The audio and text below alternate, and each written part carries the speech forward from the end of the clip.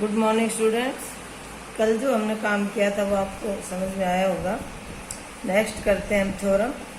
The length of tangents drawn from an external point to a circle are equal. यहाँ हमारे पास हमने external point A लिया, एक circle बनाया और उसके ए P and A Q are two tangents खींचे। पी एंड क्यू पे हमारे पास 90 डिग्री के एंगल बनते हैं क्योंकि ये पॉइंट ऑफ कॉन्टैक्ट है। तो हमारे पास दिया हुआ क्या है, ए P and A Q are two tangents from A point A. और प्रूव क्या करना है कि जो ये दोनों टेंजेंट्स हैं ए पी एंड ए क्यू, इनको प्रूव करना है कि ये इक्वल है। तो हमने कंस्ट्रक्शन लिया कि join O P and O Q and A O, तीनों को हमने ज्वाइन किया। अब हमें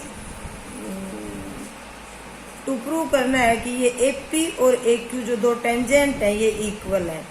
अगर हम ये दो ट्रायंगल्स हमारे पास आई A O P and A O Q, अगर इन दोनों ट्रायंगल्स को हम कॉन्ग्रेंट दिखा दें तो बाई सीपीसीटी से हम ये दोनों टेंजेंट्स इक्वल कह सकते हैं।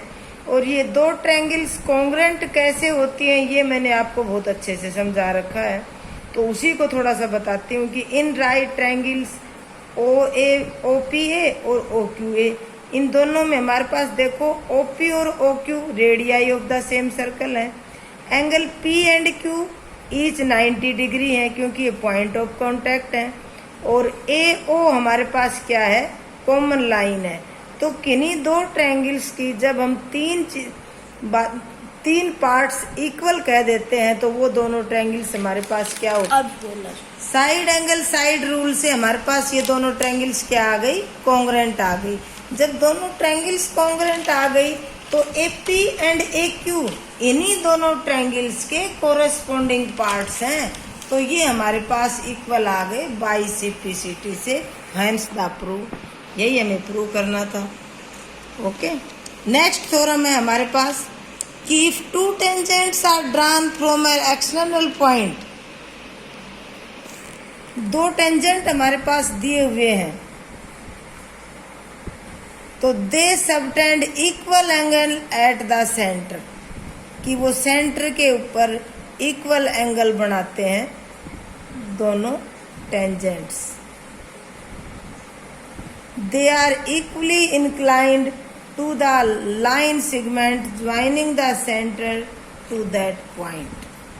तो हमारे पास क्या दिया हुआ है, a circle where O is the center and R is the radius and a point A outside the circle such that AP and AQ are tangents drawn to the circle from point A। और इसी को shortcut में लिखते हैं तो ये कह देते हैं कि A P and A Q are two tangents. Prove क्या करना है, फर्स्ट पार्ट देखो, they subtend equal angles at the centre, कि जो ये दो टेंजेंट है हमारे पास A O P is equal to A O Q, A O P और ए ओ क्यू ये दोनों सेंटर पे इक्वल एंगल बनाते हैं। ये number 2, they are equally inclined to the line segment joining the centre to that point, means angle 4 is equal to angle 3। O A P angle 4 और O A Q is angle 3, angle 4 is equal to angle 3। ये हमें prove करने हैं। तो लाओ अब हम इन्हीं दोनों ट्रायंगल्स को ही फिर से हम अगर कॉन्ग्रेंट कह दें तो हम कहे बाई सीपीसीटी से दोनों पॉइंट कह सकते हैं।